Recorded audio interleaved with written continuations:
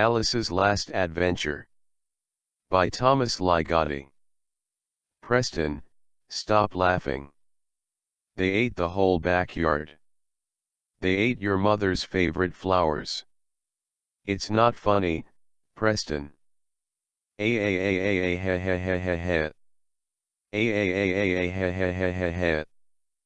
Preston and the Starving Shadows. A long time ago, Preston Penn made up his mind to ignore the passing years and join the ranks of those who remain forever in a kind of half-world between childhood and adolescence. He would not give up the bold satisfaction of eating insects, crispy flies are his favorite, nor that peculiar drunkenness of a child's brain, induplicable once grown-up sobriety has set in. The result was that Preston successfully negotiated quite a few decades without ever coming within hailing distance of puberty. In this state of arrested development, he defiantly lived through many a perverse adventure. And he still lives in the pages of those books I wrote about him, though I stopped writing them some years ago. Did he have a prototype? I should say so. One doesn't just invent a character like Preston using only the pitiful powers of imagination. He was very much a concoction of reality, later adapted for my popular series of children's books. Preston's status in both reality and imagination has always held a great fascination for me. In the past year, however, this issue has especially demanded my attention, not without some personal annoyance and even anxiety. Then again, perhaps I'm getting senile. My age is no secret, since it can be looked up in a number of literary reference sources. Over 20 years ago, when the last Preston book appeared, Preston and the Upside Down Face, one reviewer rather snootily referred to me as the grande dame of a particular sort of children's literature. What sort you can imagine if you don't otherwise know, if you didn't grow up or not grow up, as it were reading Preston's adventures with the Dead Mask, the Starving Shadows, or the Lonely Mirror. Even as a little girl, I knew I wanted to be an author. And I also knew just the kind of tales I would tell. Let someone else give pre-adolescents their literary introductions to life and love, guiding them through those volatile years when anything might go wrong and landing them safely on the shores of incipient maturity. That was never my destiny. Instead, I would write about a puckish little character based on a real-life childhood playmate of mine whose deeds of mischief were legend throughout the small town where I was born and raised. As Preston Penn, my erstwhile chum could throw off the shackles of material existence and explore the mysteries of an upside-down, inside-out, faintly sinister, and always askew universe. The embodiment of topsy-turvydom, Preston gained a reputation as a champion of misbehavior and an adventurer who looked beneath the surface of everyday things, pools of rainwater, tarnished mirrors, moonlit windows, to discover a stunning sortilege, usually with the purpose of stunning in turn his perennial foe, the dictatorial world of adulthood. A conjurer of stylish nightmares, he gave his grown-up adversaries fits and sleepless nights. No dilettante of the extraordinary, but its personification. Such is the spiritual biography of Preston Penn. But to give credit where credit is due, it was my father, just as much as Preston's original, who provided the spark for the stories I've written. To put it briefly, father had the blood of a child coursing through his big adult body, flooding with fancy the overly sophisticated brain of Foxborough College's associate professor of philosophy. Typical of his character was a love for the books of Lewis Carroll, and thus the genesis of my name. When I was old enough to understand such things, my mother told me that while she was pregnant my father willed me into a little Alice. That sounded like something he would say. I remember one occasion when father was reading through the looking glass to me for the umpteenth time. Suddenly he stopped, closed the book, and said to me, as if in deep confidence, that there was more in the Alice books than anyone knew. But that he knew, and someday would tell me. To father, the creator of Alice, as I later came to see it, was a symbol of psychic supremacy, the sterling ideal of an unstructured mind manipulating reality to its whim and gaining a kind of objective force through the minds of others. And it was very important to father that I share the master's books in the same spirit. "See, honey," he would say while rereading through the looking glass to me, "see how smart little Alice right away notices that the room on the other side of the mirror is not as tidy as the one she just came from." "Not as tidy," he repeated with professorial emphasis but chuckling like a child, a strange little laugh that I inherited from him. "Not tidy. We know what that means, don't we?" I would look up at him and nod with all the solemnity that my 6, 7, 8 years could muster. And I did know what that meant. I felt intimations of 1,000 misshapen marvels of things going haywire in curious ways, of the edge of the world where an endless ribbon of road continued into space by itself, of a universe handed over to new gods. Father's imagination seemed to work non-stop. Squinting at my roundish child's countenance saying, "Ooh, look how she shines so bright." He called me Little Moon Face. "You're a little moon face," I playfully talked back. "No, you are," he would say. "Am not." "R2." We'd continued this back and forth until both of us burst out laughing. When I got older, my features became more angular, an involuntary betrayal of my father's conception of his little Alice. I suppose it was a blessing that he did not live to see me succumb to the despoilments of time, saved from this heartbreak by a sudden explosion in his brain while he was giving a lecture at the college. So father never had the chance to tell me what it was that he knew about the Alice books that nobody else did. But perhaps he would have perceived that my maturation was only skin deep, that I just superficially picked up the conventional behaviors of an aging soul: nervous breakdown, divorce, remarriage, alcoholism, widowhood, stoic tolerance of a second-rate reality, without destroying the Alice he loved. She must have been kept alive, or so I would like to think, because it was she who wrote all those books about her soulmate Preston, even if she has not written one for many years now. Oh, those years, those years. So much for the past. At present I would like to deal with just a single year, the one ending today about an hour from now, judging by the clock that just chimed 11 p.m. From the shadows on the other side of the study. During the past 365 days I have noticed, sometimes just barely, an accumulation of curiouser and curiouser episodes in my life. A lack of tidiness, one might say, which may be partly due to the fact that I've been drinking rather heavily again.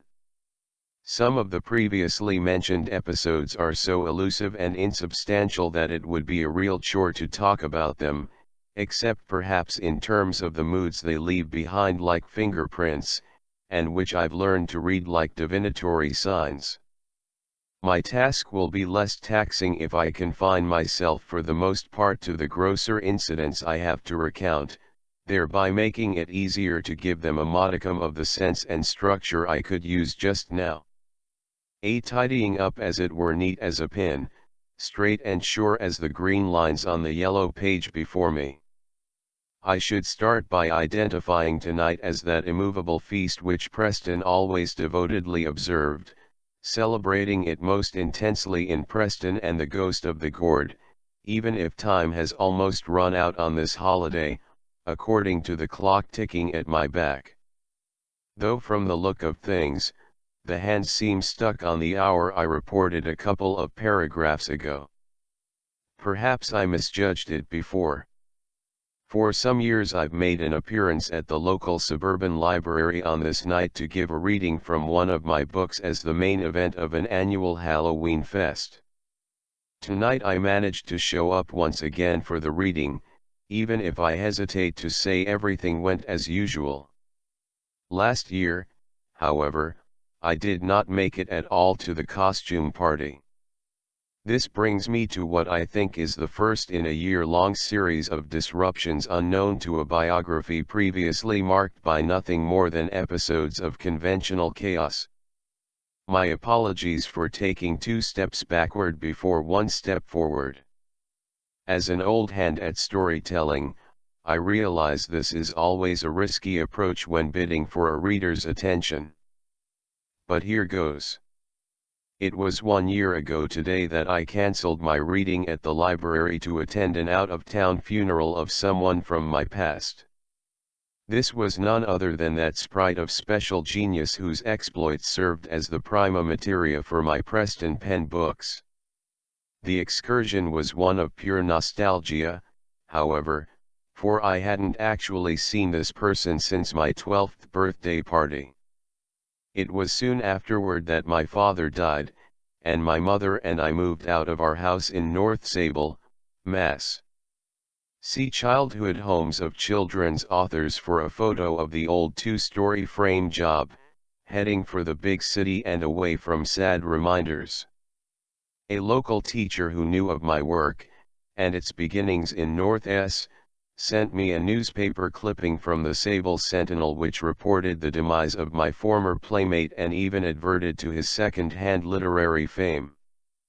I arrived in town very quietly and was immediately overwhelmed by the lack of change in the place, as if it had existed all those years in a state of suspended animation and had been only recently reanimated for my benefit.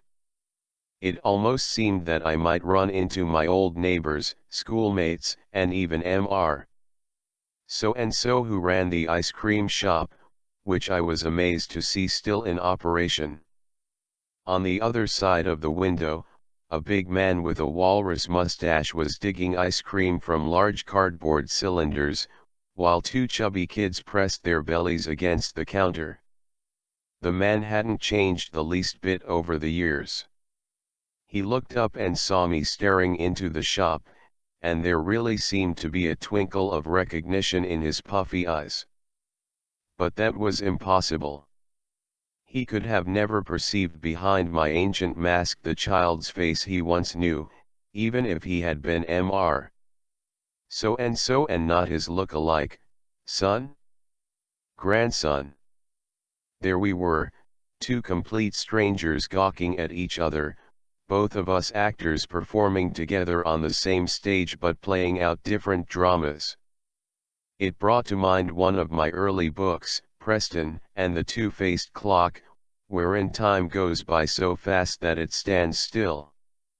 I shook off the black comedy of errors at the ice cream shop and proceeded to my destination, only to find that another farce of mistaken identity awaited me there. For a few moments I paused and looked up at the words on the lintel atop the double doors of that cold colonial building, G.V. Ness and Sons, Funeral Directors. Talk about time going by so fast that it stands still, or seems to. During the years I'd lived in North Sable, I had entered this establishment only once. Goodbye, Daddy.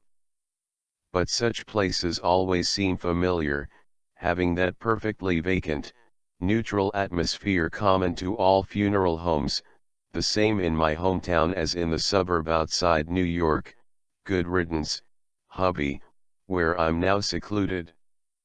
I strolled into the proper room unnoticed, another anonymous mourner who was a bit shy about approaching the casket. Though I drew a couple of small-town stares, the elderly, elegant author from the big city did not stand out as much as she thought she would. But with or without distinction, it remained my intention to introduce myself to the widow as a childhood friend of her deceased husband. This intention, however, was shot all to hell by two ox-like men who rose from their seats on either side of the grieving lady and lumbered my way.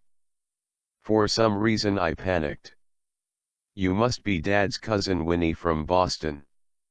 The family's heard so much about you over the years," they said. I smiled widely and gulped deeply, which must have looked like a nod of affirmation to them. In any case, they led me over to Mom and introduced me under my inadvertent pseudonym to the red-eyed, half-delirious old woman. Why, I wonder, did I allow this goof to go on?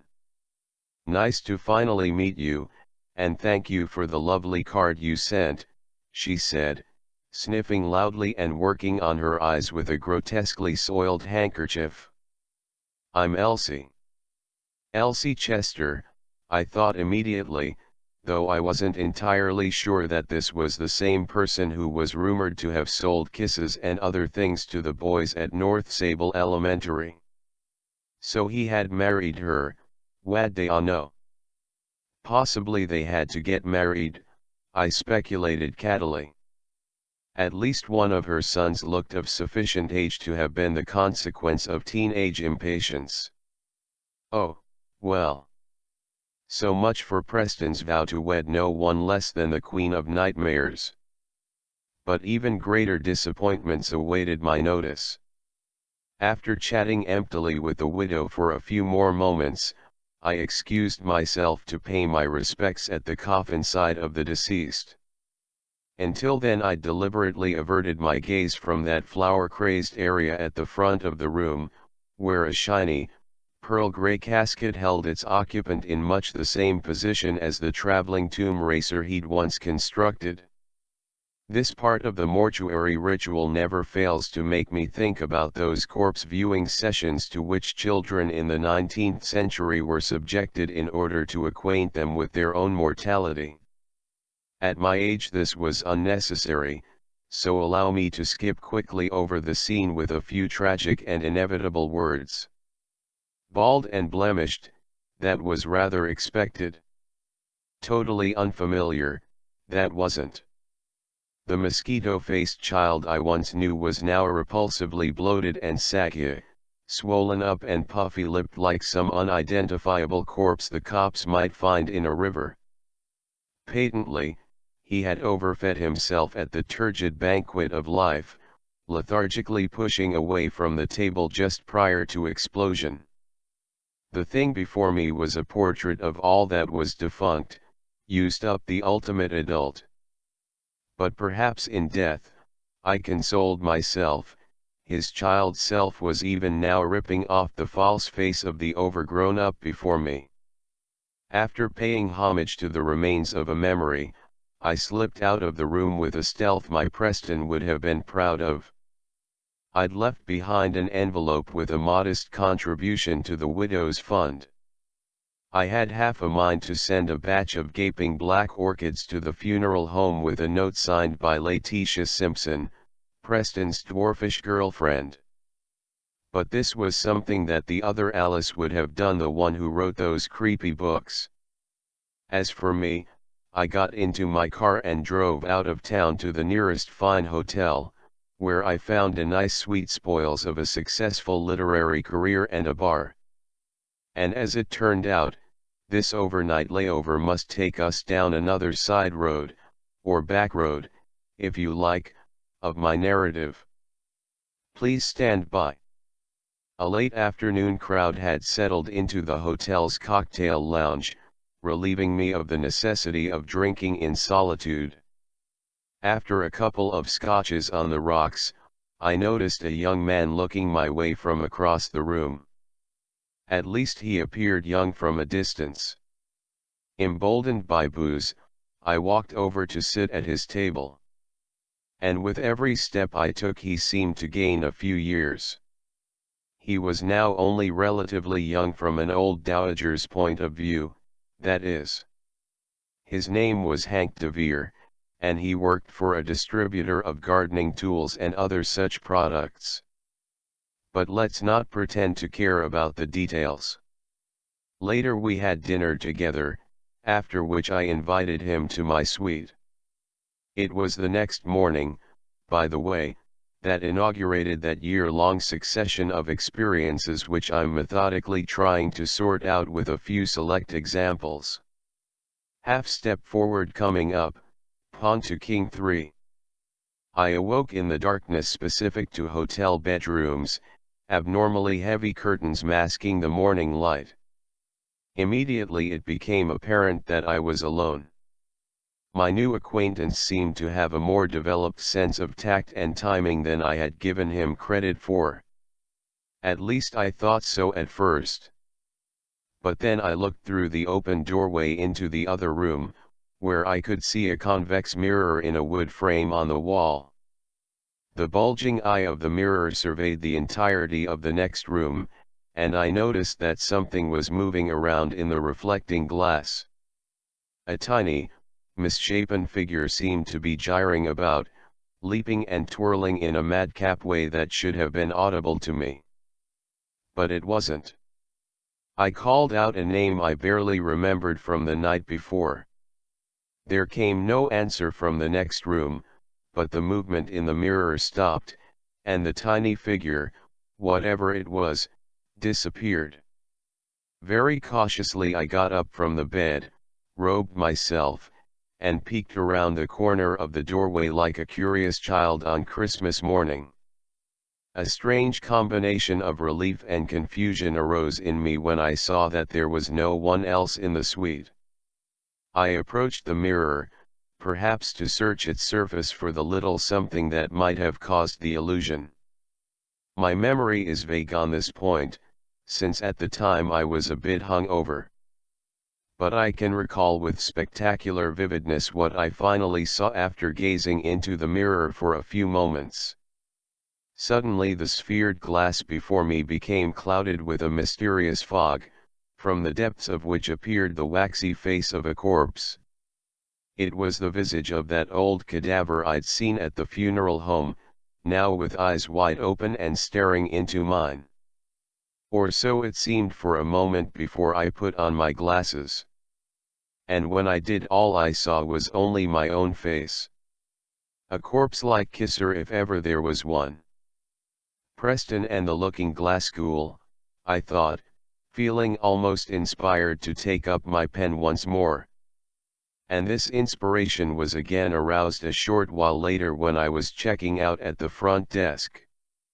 As the clerk was fiddling with my bill, I happened to look out of a nearby window, beyond which two chubby children were romping on the hotel lawn. After a few seconds the kids caught me watching them. They stopped and stared back at their audience, standing perfectly still, side by side. Then they stuck out their tongues at me before running away. And how much they looked like the odious Hadley twins featured in Preston and the Talking Grave. The room took a little spin that only I seemed to notice, while others went calmly about their business.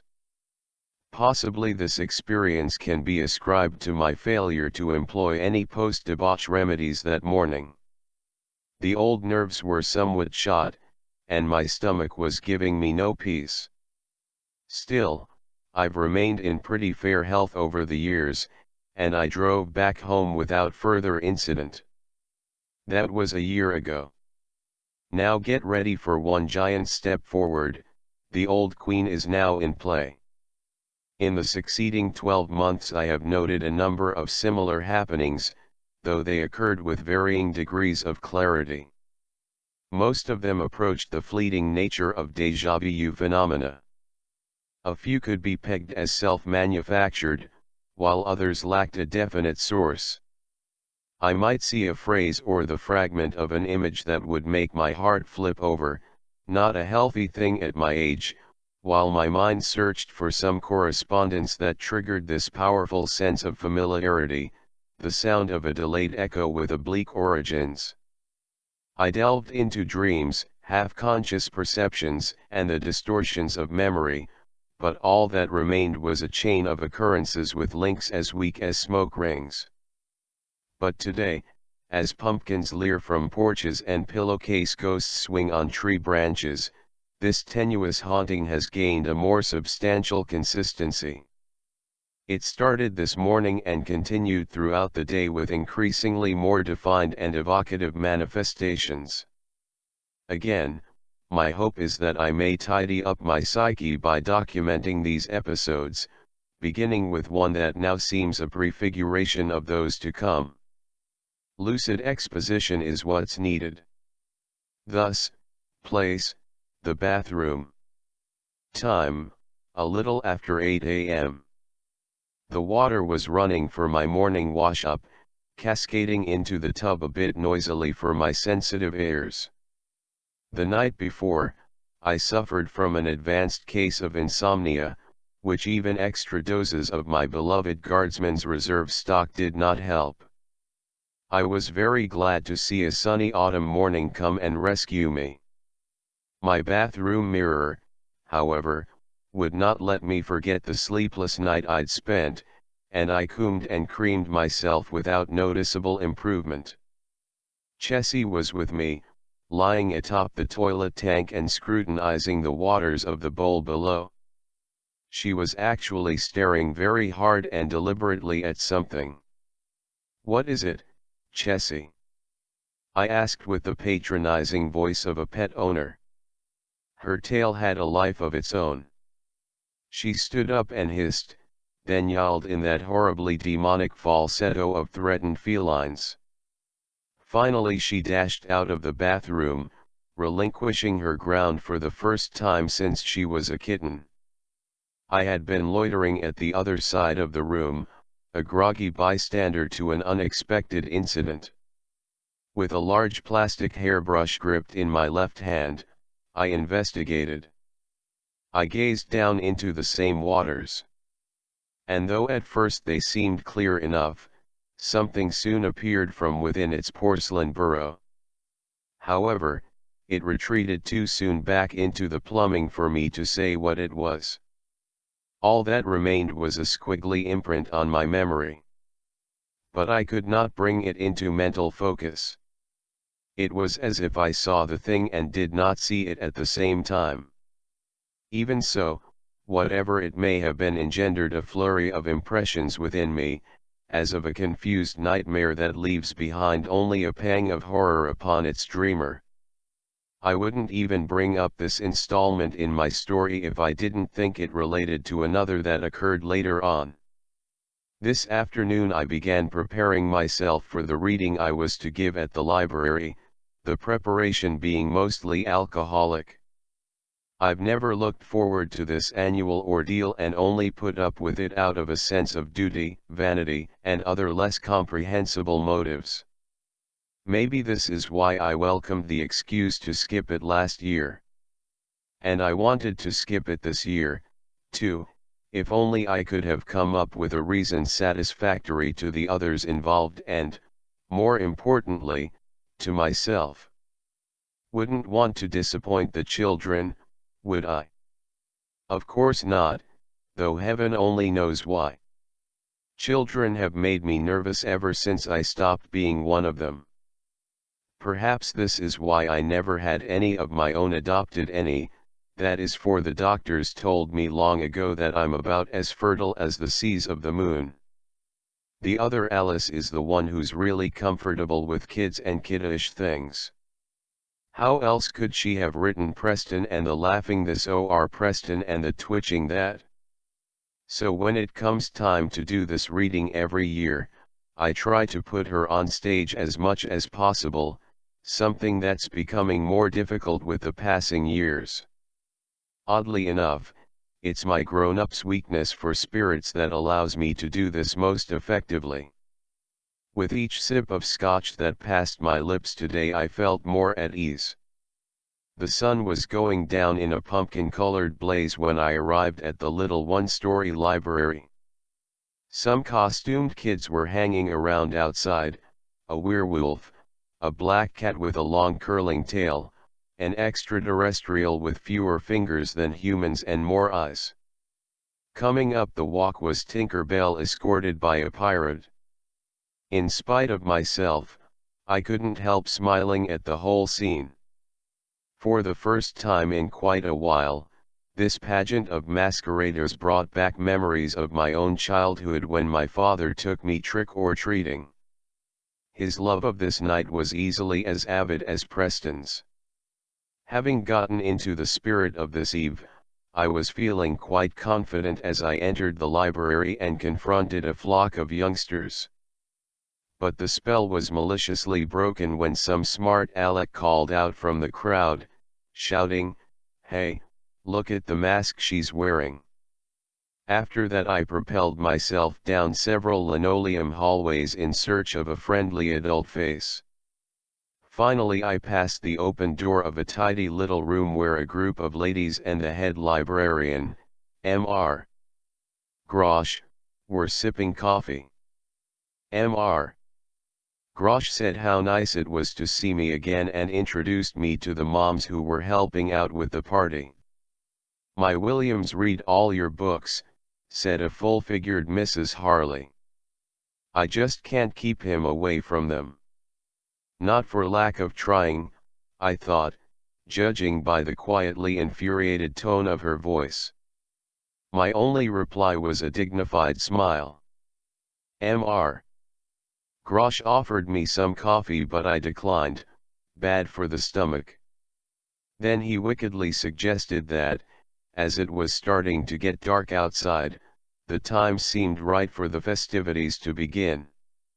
My reading was to inaugurate the evening's fun, a good spooky story to get everyone in the mood.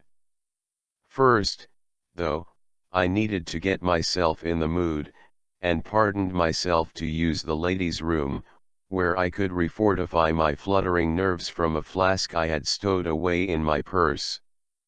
As a strange and embarrassing social gesture, Mr. Grosh offered to wait right outside the lavatory until I finished. "I'm quite ready now, Mr. Grosh," I said, glaring down at the little man from atop an unelderly pair of high heels. He cleared his throat, and I almost thought he was going to extend a crooked arm for me to take. But instead he merely stretched it out to indicate, in a stock gentlemanly manner, the way to go. I think he might even have bowed. He led me back down the hallway toward the children's section of the library, where I assumed my reading would take place as it always had in the past. However, we walked right by this area, which was dark and empty, and proceeded down a flight of stairs leading to the library's basement. "Our new facility," bragged Mr. Grosh. "Converted one of the storage rooms into a small auditorium of sorts." We were now facing a large metal door painted an institutional shade of green. It looked for all the world as if it might lead into the back ward of a madhouse. I could hear screaming on the other side, which sounded to me like the cries of bedlamites rather than the clamor of rambunctious kids. "Which one will it be tonight?" asked Mr. Grosh while staring at my left hand. "Preston and the Starving Shadows," I answered, showing him the book I was holding. He smiled and confided that it was one of his favorites.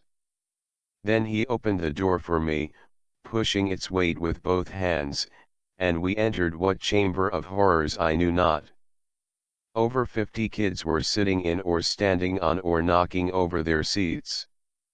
Shouting from the podium at the front of the long, narrow room, a pointy-hatted witch was outlining the party activities for the night. And when she saw Mr. Grosh and me arrive, she began telling the children about a special treat for us all, meaning that the half-crooked lady author was about to deliver a half-cocked oration. "Let's give her a big hand," she said, clapping as I stepped onto the rickety-looking platform. I thanked everyone for inviting me to their party and fixed my book on a lamp-bearing lectern decorated with wizened cornstalks. Then I tried my best to warm up the crowd with a little patter about the story everyone was going to hear. When I invoked the name of Preston Penn, a few kids actually cheered, or at least one did at the rear of the room. I assumed it was William Harley. Just as I was about to begin reading, something happened I had not been led to expect. The lights were switched off. It slipped my mind entirely. Mr. Grosh apologized afterward. In the dark, I noticed that facing each other on opposite sides of the room were 2 rows of jack-o'-lanterns glowing orange and yellow from on high. They all had identical faces and looked like mirror reflections of one another, with triangular eyes and noses and wailing Os for mouths. As a child, I was convinced that pumpkins naturally grew this way, complete with facial features and phosphorescent insides. Furthermore, they seemed to be suspended in space, their means of support concealed by the darkness, which also hid within it the faces of the children. Thus, these jack-o'-lanterns became my audience. But as I read, the real audience asserted itself with foot shuffling, whispers, and some rather ingenious noises made with the folding wooden chairs they were sitting in.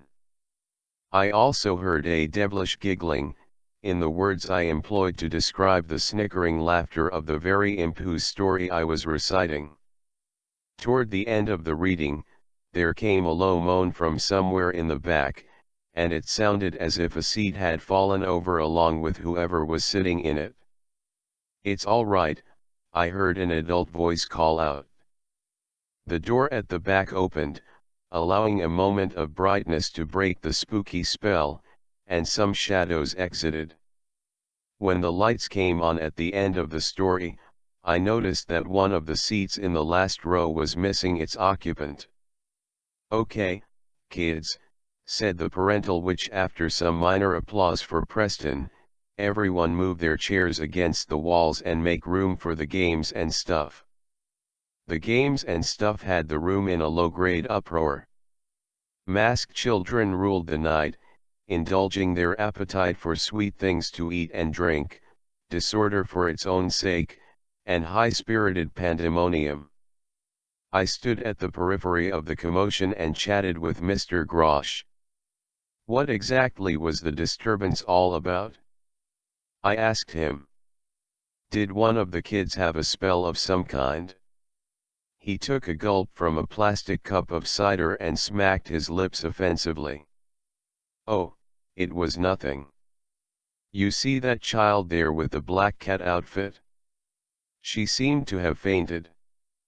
But once we got her outside she was all right. She had on her kitty mask all through your reading, and I think the poor thing hyperventilated or something like that. Complained that she saw something in her mask and was very frightened for a while. At any rate, you can see she's fine now, and she's even wearing her mask again. Amazing how children can put things right out of their minds and recover so quickly." I agreed that it was amazing, and then asked precisely what it was the child thought she saw in her mask. I couldn't help being reminded of another cat earlier in the day that also saw something that gave her a fright. "She couldn't really explain it," replied Mr. Grosh. "It was just something that came and went. You know how it is with children." "Yes, I dare say you do know, considering you've spent your life writing about them." I took credit for knowing how it is with children, knowing instead that Mr. Grosh was really talking about someone else, about her. Not to overdo this quaint notion of a split between my professional and my private personas, but at the time I was already quite self-conscious about the matter. While I was reading the Preston book to the kids, I had suffered the uncanny experience of having almost no recognition of my own words. Of course, this is rather a cliché with writers, and it has happened to me many times throughout my long career. But never so completely. They were the words of someone entirely alien to me. They were written by some other Alice. And I'm not her, at least not anymore. I do hope, I said to Mr. Grosh, that it wasn't the story that scared the child. I have enough angry parents on my hands as it is. Oh, I'm sure it wasn't. Not that it wasn't a good scary children's story. I didn't mean to imply that, of course. But, you know, it's that time of year.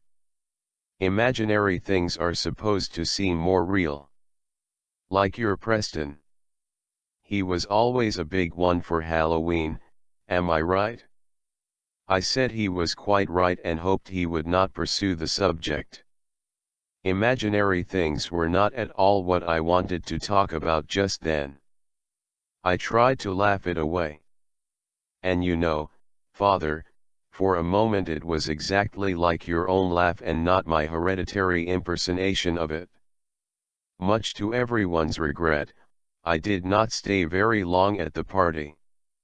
The reading had largely sobered me up, and my tolerance level was running quite low. Yes, Mr.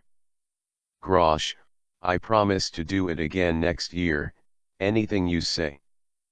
Just let me get back to my car and my bar. The drive home through the suburban streets was something of an ordeal, a trip made unnerving as well as hazardous by pedestrian trick-or-treaters. The costumes did me no good. The same ghost was everywhere, a lean little wraith that I imagined was following me home. The masks did me no good. And those Prestonian shadows wavering against two-story facades, why did I have to choose that book? Certainly did me no good at all. Alice, the other one, could take all this madness, every nightmare her creator threw at her. That horrible Reverend Dodgson. I don't care if there is more in his books than anyone knows. I don't want to know. I wish I had never heard of him, that corrupter of little minds. I just want to forget it all. Alice and the Disappearing Past. Drive. Guardsman, administer your medicine in tall glasses. But please not looking ones. And now I'm safe at home with one of the tallest of those glasses resting full and faithful on my desk as I write. A lamp with a shade of Tiffany glass, circa 1922, casts its amiable light on the pages I've filled over the past few hours.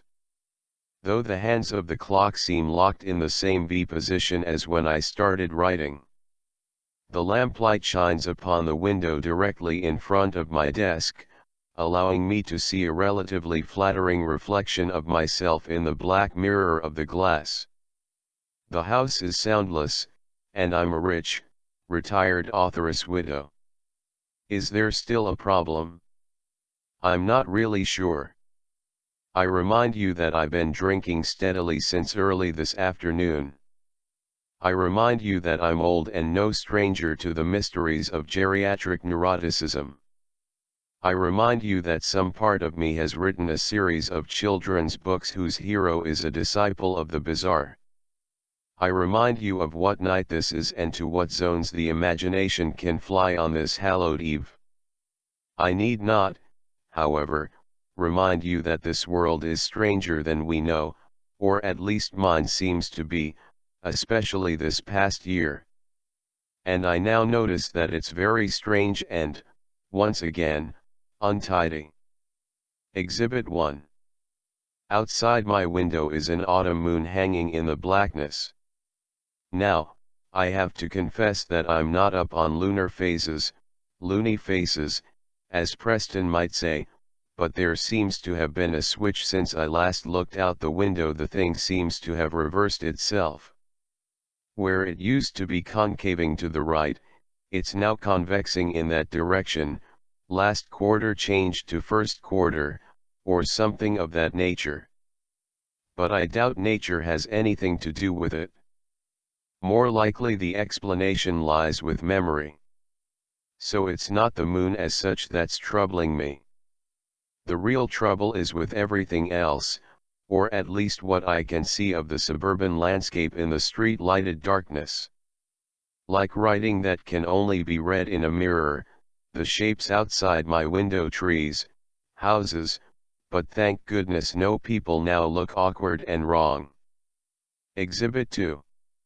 To the earlier list of reasons for my diminished competence, I would like to add an upcoming alcohol withdrawal. The last mouthful I guzzled from that glass on my desk tasted strangely vile, noxious to the point where I doubt I'll be having any more. I almost wrote, and now will, that the booze tasted inside out. Of course, there are certain diseases with the power to turn the flavor of one's favorite drink into that of a hell broth. Perhaps, then, I've fallen victim to such a malady.